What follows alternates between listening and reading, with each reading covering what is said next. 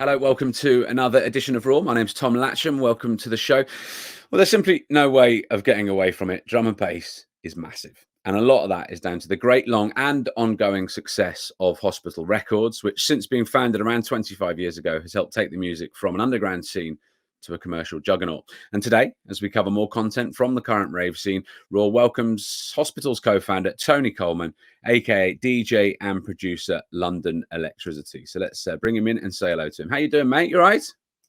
Yeah, I'm good. It's a beautiful day today, which makes a change.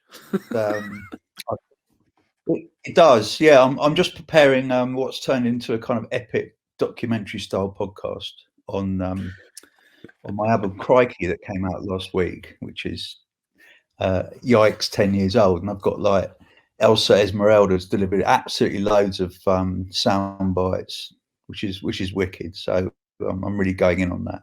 So yeah, life is good, life is fun. Good to be here. We've got a lot to cram in, so let's crack on with it. And the reason why we've got a lot to cram in is, as I say, you've been in the rave scene for something like 25 years. You're 60 now. I don't know if I'm allowed to say this. If I am, you're going to tell me off. You're recovering from a hip operation. What keeps you going? What keeps me going?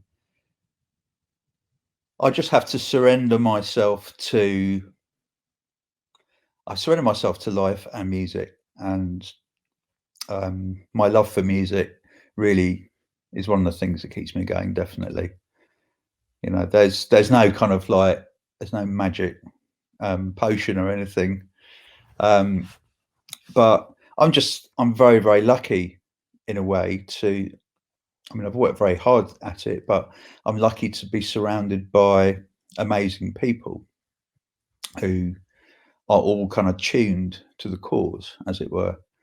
So, and the drum and bass scene as a whole is an amazing place. You know, it's really, really positive. There's so much love. I mean, you had Frost on recently, and he is an absolute don. You know, he is so positive, so switched on. And if I'm struggling, like just getting overwhelmed psychologically with things, like last year was quite full on. You know, I would just go around Frost's house and we just kind of like, we just both vent and support each other and just love each other, really. And that's what it's all about. You know, it's all about love. Well, you've had so much success through Hospital. How much of your career as an artist and a label owner has been planned and deliberate, and how much has been something of a happy accident? None of it's been planned at all. Really? I find that hard to believe, because it looks like there's a path has been followed that has brought you huge success as an independent, but massive independent label. It's just been a series of reactive decisions and massive risks that, for the most part, have been judged quite well. Right. So you can't achieve anything different if you don't take huge risks. And, you know, just to use a vernacular, you've got to put your balls on the table sometimes. And hopefully not during this interview, Tony. No, I'm talking in my pants right now. What is it that you think that drum and bass has got so right to become what it is now, which is a massive scene with festivals holding thousands and thousands of people, including your own hospitalities? I think what drum and bass has got right, for the most part, and there's always exceptions that prove the rule, but you mentioned earlier that Hospital is a massive commercial success, yet we fervently believe in the underground. And anybody who works in music or in any aspect of music who does things purely to try and make money, it's not going to work for them. You know, it really isn't, because it doesn't. It shows. Everyone knows. People in drum and bass know. They know if something is cynically commercial, and or they know if something is really derivative and just copying what's going on, you know, or people who make tunes for a certain sound, for a certain DJ, for, you know, it's transparent, you can see right through it. Do you think And that the modern drum and bass scene now is mainstream or still underground? it's very much underground. I mean, there are some spin-off mainstream successes, and I think the reason that true junglists and drum and bass heads don't really get on with that kind of commercial success is inevitably it changes what the producer does, because they suddenly find themselves in this totally different world where they've got managers, they've got people delivering them top lines from top singers, and suddenly they are in the pop machine, and that inevitably gravitates them away from what drum and bass and jungle is.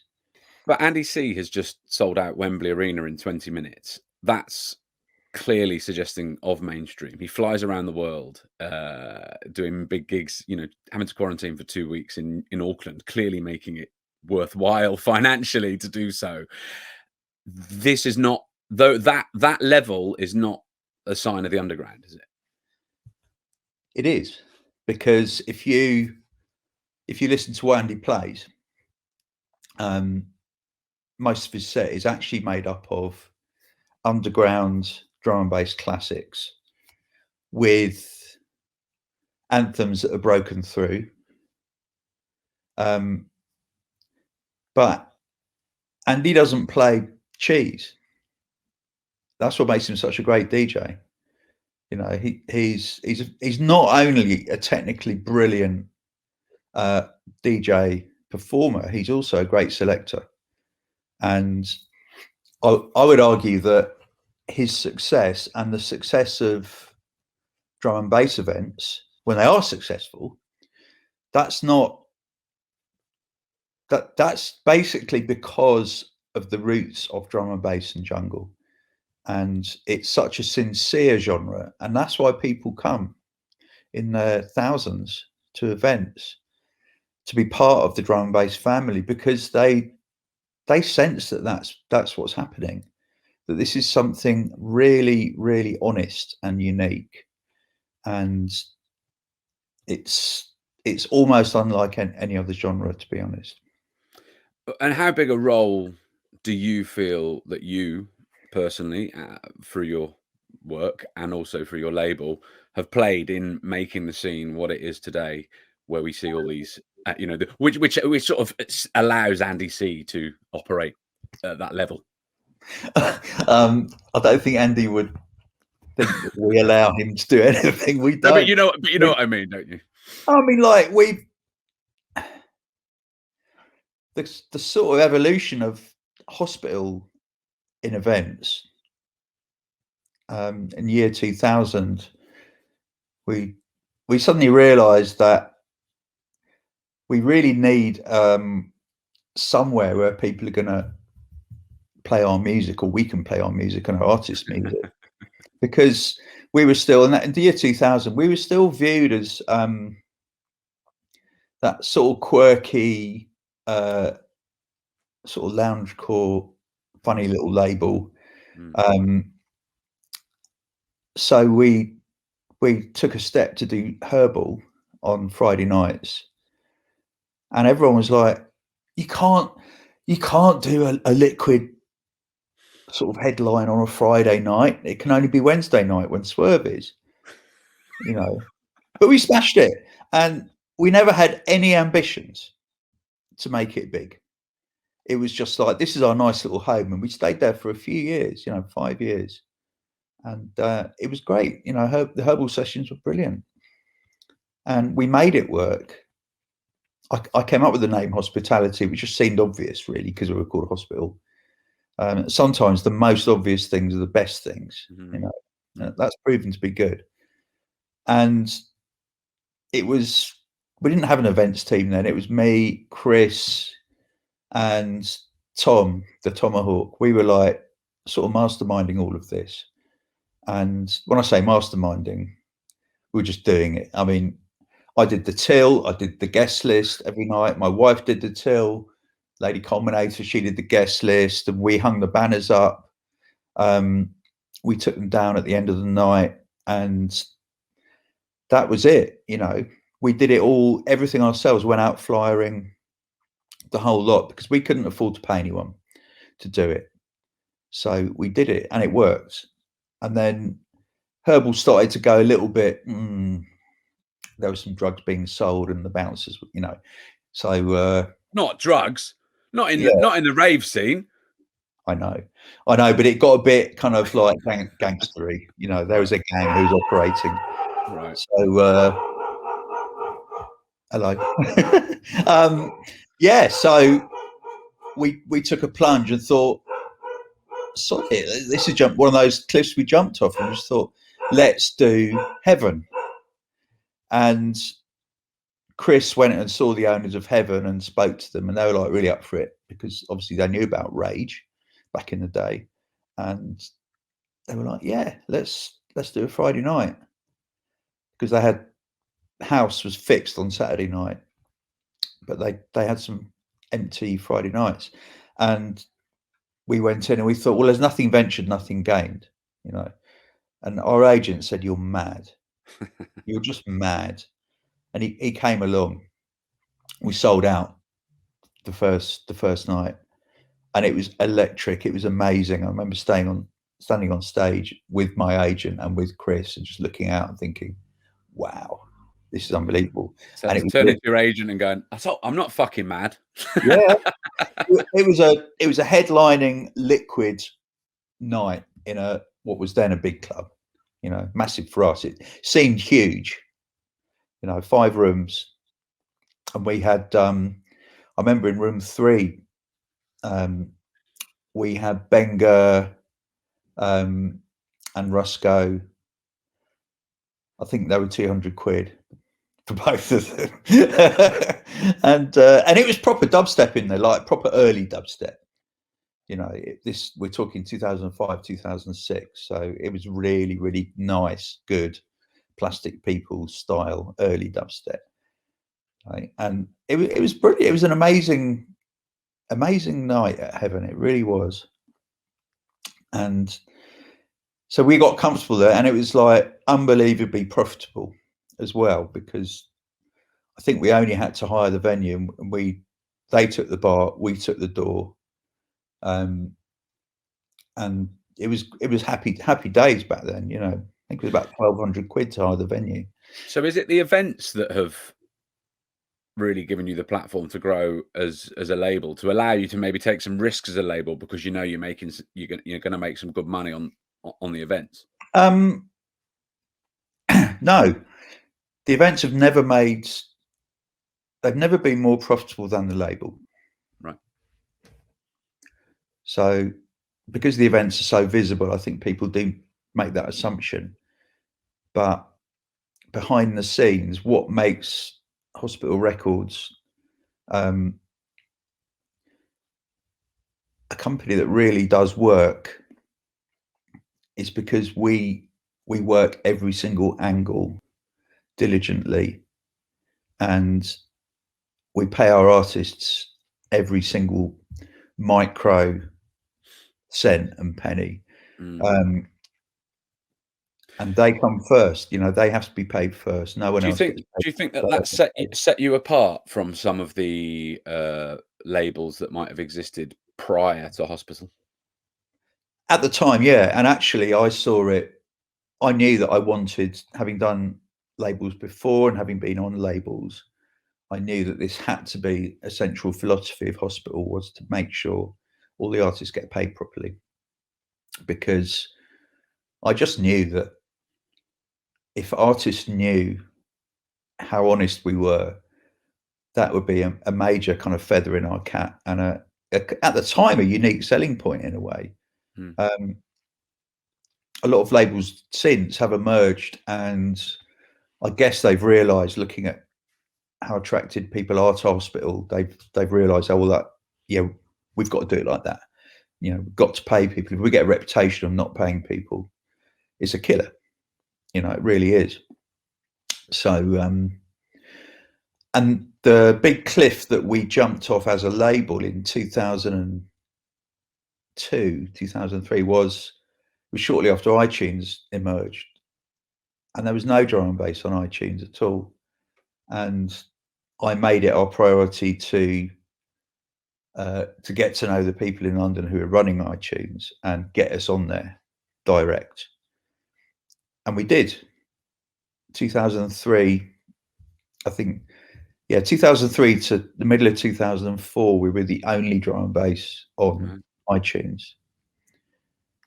And we smashed it, absolutely smashed it. And ever since then, because we got in right at the start, we've had a very, very good direct relationship with Apple. So, and I remember when we did that, I went to see our distributor, SRD, who at the time were a brilliant kind of physical distributor, and they literally laughed at me.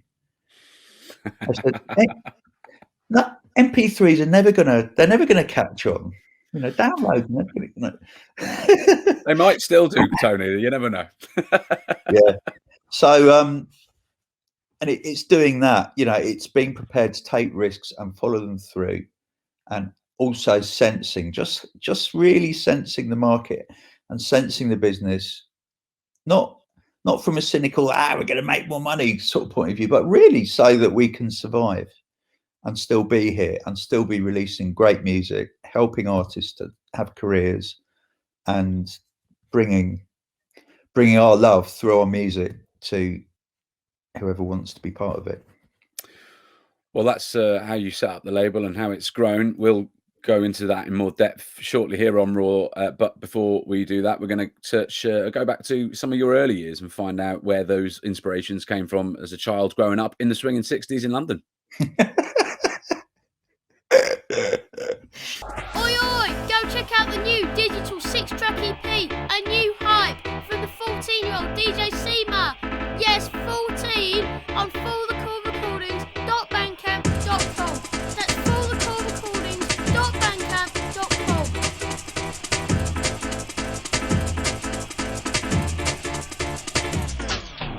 Full the Cool Recordings, DJ Seema. Full the Cool Recordings.bandcamp.com. Did that work?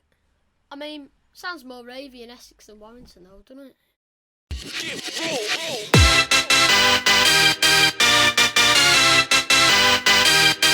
We really hope you're enjoying yet another one of Raw's in-depth interviews about the rave scene, which we are proud to say are now all curated into the British Library Sound Archive.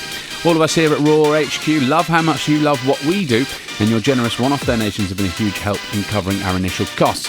But we're now a team of 5, putting in a combined 80 hours a week for no wages, with big plans to expand further, and so our costs are going up.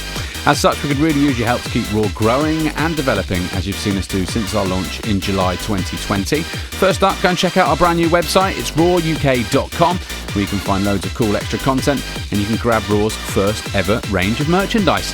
That's rawuk.com for our new flashy website.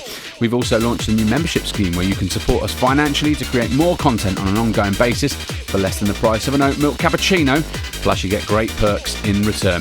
Head to patreon.com/rawukpods. That's patreon.com/rawukpods to see exactly what's on offer. You can also join our YouTube membership, which is basically the same. Or if you're not asked about a membership, but you'd like to support us with a few quid as a one-off or a repeat donation, then head to our website and click the PayPal link. A reminder of that new website URL yet again, rawuk.com. Big love and respect to you all. Please keep supporting us. Hope you enjoy the rest of the act. Friday the 20th of August 2021, a new event, Return to Source, celebrating 90s rave, hardcore, jungle, happy hardcore, drum and bass and techno, touches down at Sukiten C in Digbeth, Birmingham. We have Fusion South Coast legend DJ Druid, Quest and Fiber Optics DJ Fallout, the Uprising Northern legend that is DJ Paulo, and London Town's final trickster playing his first happy hardcore set in over 18 years. Tickets are priced at only £14. Just search Facebook and Eventbrite for Return to Source Rave. This is Raw. My name's Tom Latcham. This is Tony Coleman, London Electricity, the founder of Hospital Records. Tony, as mentioned, you grew up in London in the swinging 60s and all the great music that came with that. How much do you credit that with your musical nature or tastes? Well, I was born in 61. So, yeah, the only thing on telly was Top of the Pops that had any music at all in the 60s. My sisters used to listen to Radio Caroline, Radio London, which actually was a pirate before it got legalized. And I mean, I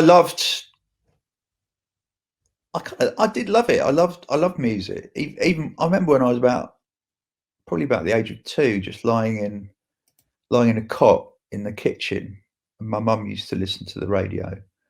And I remember Baby Love by the Supremes from an incredibly early age. So, yeah, I mean, you get influenced by what's around you. You really do. But I don't know why I went so esoteric and avant-garde and like all of that. I don't know, but I did. I'm glad I did. What was your upbringing like? Tell us a little bit about your parents and your childhood. Did they get you into music? Were they musical people? Okay, so my family was a kind of classic post-Victorian middle class family where any display of emotions was completely frowned upon. All right. And yeah, my mum was a music teacher. So I had to learn piano and I failed grade 2 and just gave up. And this amuses my boys immensely because they get distinction in every exam they take on music. You know, it's like they love the fact that I failed grade 2. Well, maybe when they've set up a massive international label, they can sneer a bit more. I mean, come on, guys. I might not be able to play the piano, but yeah. Well, I mean, the Secretary General now, he's on the trumpet now, and he's got a music scholarship. He's smashing it. Wow, fantastic! So, and that's great. But I mean, like, yeah, I don't know. I think I instantly rebelled against what was then the norm in terms of music, which is classical music. Right. And I really rebelled against it, even though now I listen to it quite a lot. But I just hated everything. I hated everything that my parents did. I hated it. That's why I went kind of avant-garde. I mean, in the 70s, my mum and dad hated anything with drums in. My mum's got perfect pitch, so she can't listen to any singer who bends notes, or so anything like Frank Sinatra or Elvis or Shirley Bassey, no, she couldn't deal with it. Interesting. So I had that very, very kind of dry musical childhood that really was the perfect thing to rebel against and smash up. Okay, so you did rebel. You went down that avant-garde route, and you set up Tongue and Groove, which is an acid jazz label. Pretty avant-garde, acid jazz generally. No, acid jazz is not avant-garde at all. Well, it is to me. It's very middle of the road if you listen to it. But I mean, I went on a full journey. I did performing arts at Middlesex. Specialize in music, and I really got into that. Was where I really got into like systems music and minimalism and everything. I got into rare. Why did I get into rare groove? Rare groove was like the kind of precursor to acid jazz. I don't know. I was guitar was my instrument, and I loved funk and soul. I guess that was it. And I was good at it, and I was good at writing that music, and I knew the good musicians to write for and write with. So I got this kind of collective together called Is It, and actually our first record charted, which was quite cool, in 1988. Track called Stories, which is still good, actually. I'm really proud of that tune. I think we all did a great job on that. And that actually got me addicted to running my own label. Well, I mean, that... You can play it there. It did. Well, we'll play it. We always play the tunes. That was a good intro. That was good. That was a good tune intro. You did, yeah, fantastic. And but quite a long way from the jungle scene at that time. So I mean, you've told the story loads of times. We don't have to go masses into it, but I find it really interesting that you leapt from running an acid jazz label into drum and bass. Were you a raver? Like, was there any of that, or what was it that attracted you to drum and bass at that point, around about, was it 95, 96? Well, when I was doing Is It and Tongue and Groove, I was in Tottenham.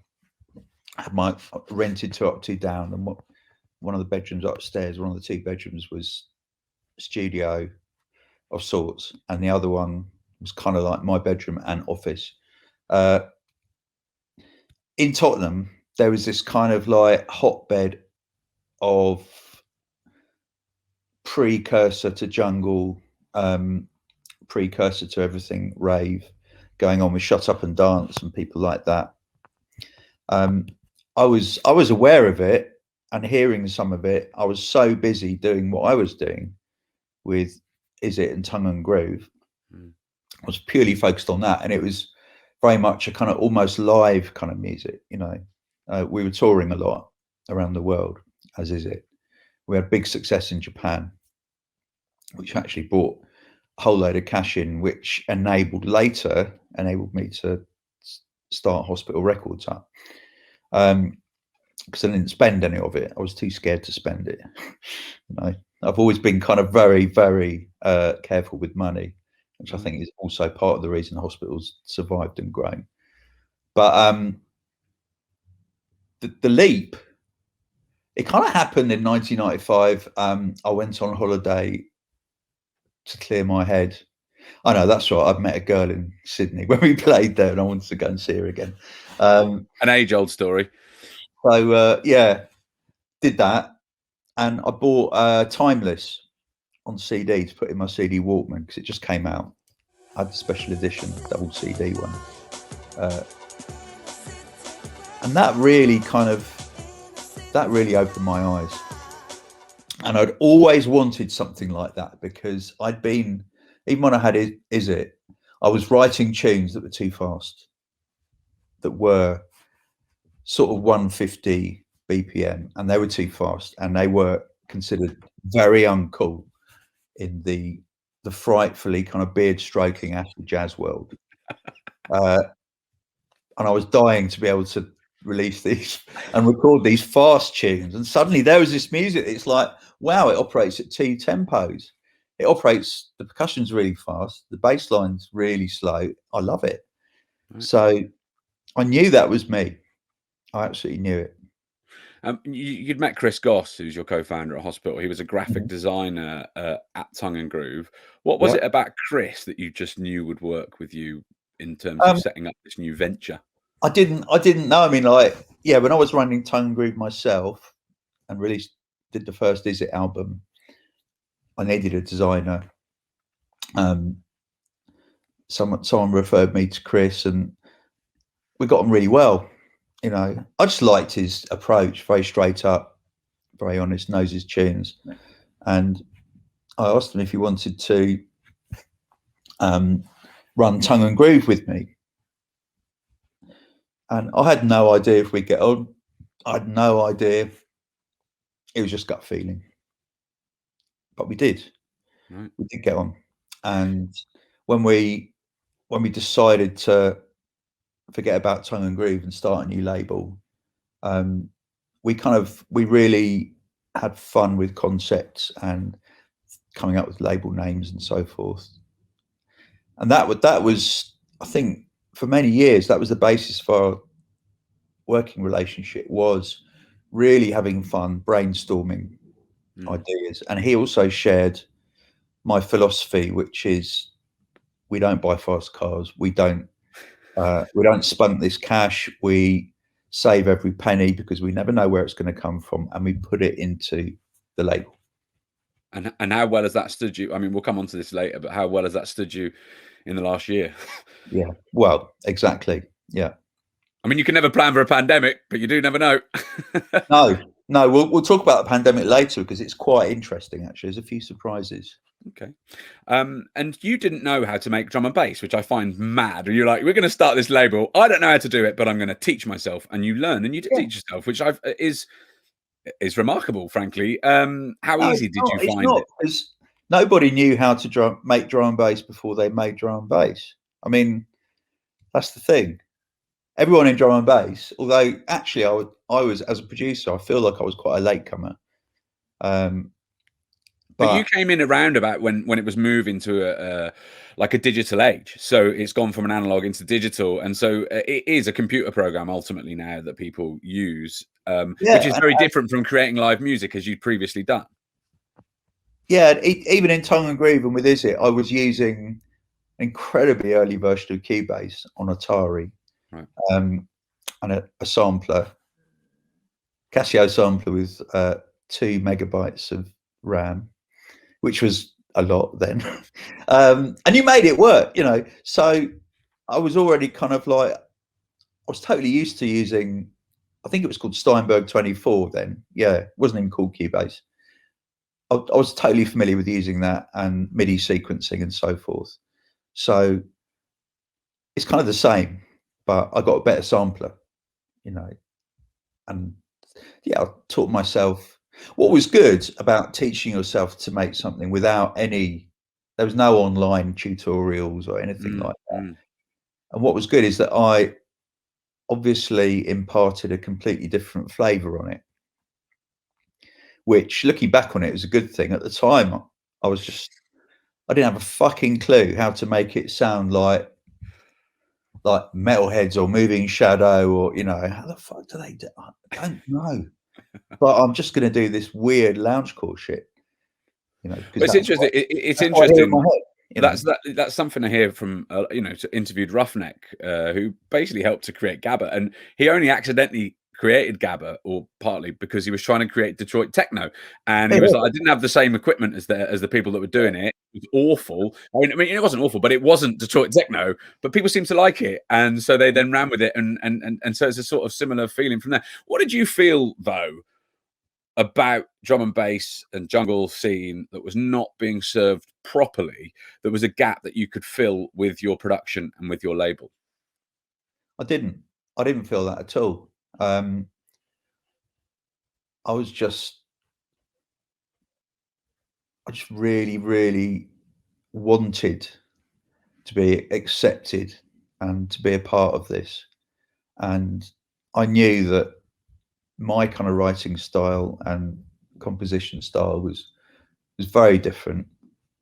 I mean, Song in the Key of Knife is about 12 minutes long. And it is it's a full jazz step opus, you know. It's like an epic. And that was my last roll of the dice, because we weren't getting any success, and it was a struggle. We were also making house music at the time on another label that we'd started called Galactic Disco, which was more popular. And we reached a point where we thought, we've got to choose one or the other. And it's probably going to be Galactic Disco. But over the Christmas period of 96, 97, I locked myself in the studio and came up with Song in the Key of Knife. And it was like, okay, this is totally us. This is me. This is my design. You know, to steal a quote from. Well, you've said I've read in the past that you said that was your breakthrough in the scene. Prior to that, I've also said that you felt like an outsider, and you literally just said, I wanted to be accepted. Earlier on in the interview, you mentioned there was a lot of gangsterism. I've read that you've said there was a lot of politics in the past around that time. What sort of stuff were you referring to, and how were you viewed as this new act coming from a middle class white background into a scene which was created from the streets? Yeah, I mean, it was created from the streets, but I mean, what I didn't know is that a lot of producers I really looked up to, like Ed Rush and Optical, Matrix, they all went to private school in London. They were posh boys, you know. I didn't go to private school. I went to state school, and but you would never guess at the time they were posh boys because their music was really kind of like gnarly and kind of like, you know. So we were viewed as kind of sort of weird. And people liked us, you know. I used to go down to Black Market a lot and chat with Nicky and, like, you know, buy really bad drum and bass tunes most of the time because I didn't know what was good or bad, you know. I went to Black Market once and Nicky wasn't there, but Ray was there, Ray Keith, and he said, "Hello, can I help you?" And I said, "Yeah, I'm London Elektricity." He said, "Oh, good, the fuse box is under here." And he thought I'd come to fix their wiring, you know. So what, you were sort of seen as a bit of a novelty, I suppose, at the start because you were doing this new, fresh thing, and yeah, I think so. People were slightly confused and bemused, but started to buy our records, and it became a thing. And I think Chris and me, we put so much kind of energy and originality into the packaging. That was a really big. We looked completely different from any label making drum and bass. I'm really interested to explore that because I feel like drum and bass is now sort of the same, but just in a modern age. Like, so, you know, all of the artists sort of look into middle distance. You know, it's all monochrome, it's all black and white. You know, it's all the logos are black against white. You know, I know it's very 2021. I get it, but it's all incredibly dull as far as I can see. And your stuff has not been dull. It's you know, I watched a documentary where your graphic designer was talking about all the fun things that they did for a lot of the sleeves and all that sort of stuff. Yeah. Firstly, you know, how important is a name, iconography, styling, graphics in this world? It's only important if you really have fun doing it. It doesn't work if you do it because you think you should do it. And so it's got to come from the heart. A bit like when you write music, it's got to come from the heart. And it's the same with design, iconography. I mean, Hospital, the reason we settled on the name Hospital, we had a list of loads, but Hospital kind of stood out because we didn't even realise that. What was the worst? What was the worst one you had? The worst? Oh, fucking hell! Jesus. The runner-up was Odd. Do you think you'd have achieved such success if it had been called Odd? No. Wow. We would have run out of ideas. But the reason we chose Hospital was not because it was an internationally known name. We didn't think about that. That was luck.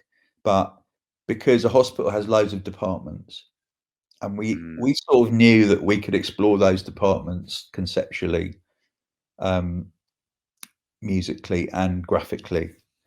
So we knew that had legs for us, and it did, and it still does. You know, we're still milking that. It works, you know. Compilations, sick music, weapons of mass creation, plastic surgery. I mean, they're all kind of like, you know, they work really well. So Hospital also creates an image of trust. Of safety, I suppose, you know, even just in a sort of psychological way that you don't necessarily subconsciously, you don't really think about that. But I suppose now we're talking about it. We didn't think about that, and that was another, we lucked out on that. And yeah, people come to be healed to Hospital. Well, you've said that before. I've read that in a previous interview. What does that mean? Well, literally, I mean, music, good music is spiritually healing. You know, there's no two ways about it that music is so important to get me through my life, and for most people who love music, for them to get them through their lives, to add another dimension.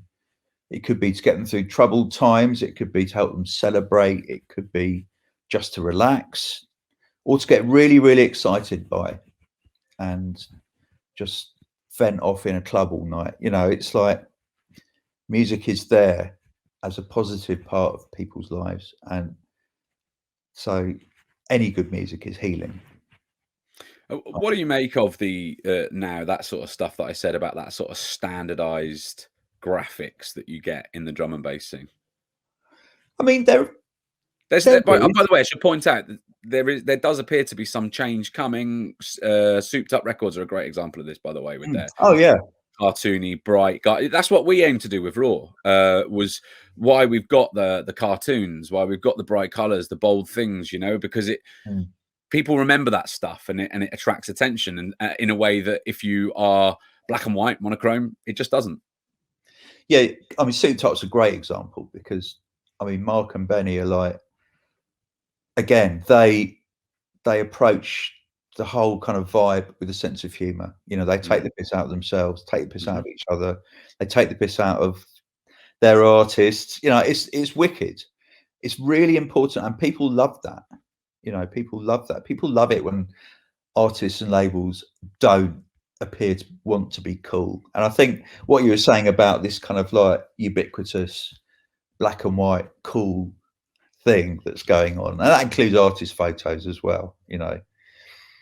Oh, shall I look that way for this album? Oh, okay, album 2. I'm gonna look that way.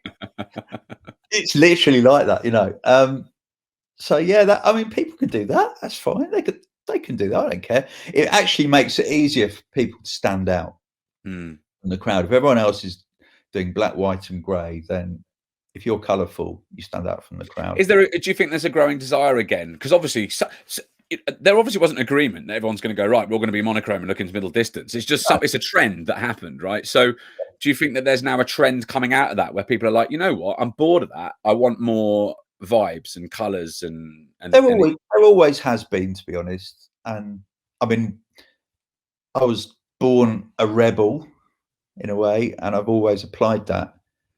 In the early days, the reason that me and Chris went for that look was partly because we could afford it.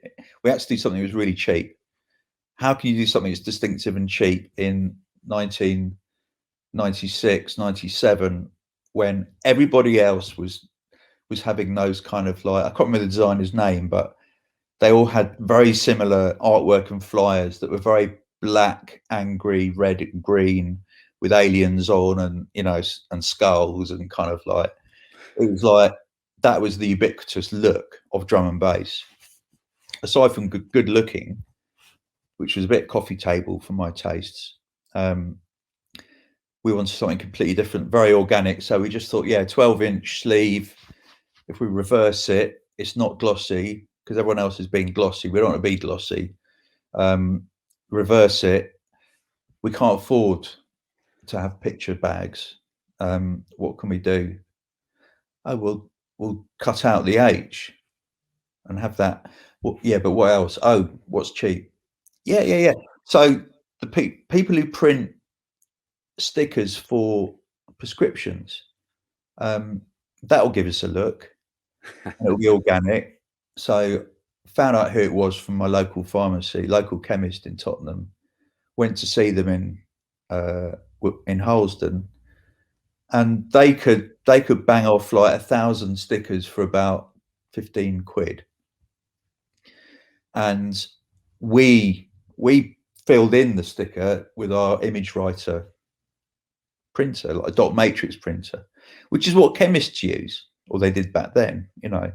So it was an authentic kind of prescription sticker that went with the cutout H and was really cheap to do, and we could do it, and it was visually unique and the antithesis of everything else that was going on in terms of the look of drum and bass labels. Well, you've sort of touched upon it earlier, but I've read it in another interview as well. Great story. You set up the studio and label and live there with your partner in what sounds like a pretty basic home. These sort of sacrifices that you made, that you say that people need to make ventures like this work. Do you miss those early days? Oh yeah, it was so exciting. I mean, there's the most enjoyable and exciting part of the journey is when you really don't know what's around the corner, and when there's a few of you. I mean, it was really, really exciting in the kind of 2000s when there was a kind of core of 5 or 6 of us, and we were all telepathically intuitive. You know, we didn't have to have meetings to decide things. We just knew. We knew how each other thought. We had a laugh. We had a table tennis table, and we always down tools and had a game at 3 p.m. A little mini tournament, and it was brilliant because it, you know, your head. I mean, I was at that time I was doing, as well as A&R and writing my own music and DJing, I was doing all the business affairs. So I was doing all the accounting. I was doing all the contracts. Must have been naked. Yeah, but I loved it because I was prepared to do it. I don't love being an accountant. I hate it, but I learned that if you need to do something, you've got to enjoy doing the bits that you maybe don't want to do. So you gamify it. I gamified the accounting and gamified doing contracts and royalty. How on earth do you gamify doing accounting? Well, you have to stay sane, you know. And it's about beating the system, and it's about kind of like not being overwhelmed by it, and just none of it's rocket science. It's just graft. Well, we'll come on to how the label develops in the next part. But when did it finally become a proper job for you where you could focus on it rather than doing other bits of work, which you did in the early years of Hospital formation? Yeah, the very early years, I was writing music for kind of corporate videos and things like that, which is quite fun, actually, in a sort of Alan Partridge kind of way, you know. But I mean, actually, when I started to DJ, I didn't start DJing until 96. I'd always played in live bands, and I thought, I'm going to have to DJ. This is drum and bass, you know, I'm going to have to learn. So I did. And that, after a couple of years, started to earn a little bit of money. But I knew that I had to do it full time to make it work. I couldn't rely on a part-time job or a day job or anything like that. I had to jump off that cliff to make this all work. And I had jumped off that cliff really a few years before then. So, and how did it feel to know that this was your sole focus? Scary, really scary, but brilliant. Absolutely brilliant in the early days to, like, you know, having written so much music throughout my life, because I didn't start to make any money until I was 32 years old. Right. And that wasn't making loads, but it was making enough money to live off from music. Well, how did you survive before that? Teaching. Right. And before that, the dole. A lot of people have been helped into this game by the dole. Yeah. The one good thing that Thatcher's government did in the 80s was they did this thing called the Enterprise Allowance Scheme, which actually enables you to come off the dole, get more money than you would have got on the dole from the government, and you were allowed to actually build a business of sorts. And that was a massive help. It really was. So I don't know if such a thing exists anymore. I mean, you've sort of got Kickstarter, which exists, but whether it's the same, I don't know. Well, listen, we're going to talk about more about how Hospital developed and your latter career, and also, which we teased a little bit earlier, what the last year's been like. You say there's been surprises, so there's plenty more coming up with London Electricity, Tony Coleman, and me, Tom Latcham, here on Raw.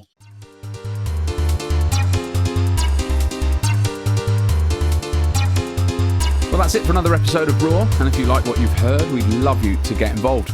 All of us here at Raw HQ buzz hard off how much you, the Raw crew, enjoy our work, and your generous cash donations have been a huge help since our launch.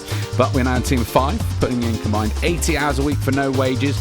We've got loads of plans to go further, expand our team and offer, but that does mean that our costs are also increasing. So we could really use your help to keep Raw growing and developing, as you've done since we started. So please do check out our website. Initially, it's rawuk.com for interesting extra content and to get your hands on our first ever range of Raw merchandise. That's rawuk.com. We've also launched a new membership scheme where you can donate to create more interesting and fun content on an ongoing basis, and you'll even get stuff in return. So head to patreon.com/rawukpods. That's patreon.com/rawukpods to see what's on offer. You can also join our YouTube membership, which is the same, or if you're not bothered about membership but you'd like to support us with a few quid as a one-off or repeat donation, head to our website and click the PayPal link. That website URL, one more time, rawuk.com. Respect to you for your support and for getting to the end of this episode. Please keep supporting us and help ensure there's more quality content coming your way on a regular basis. Oi, oi.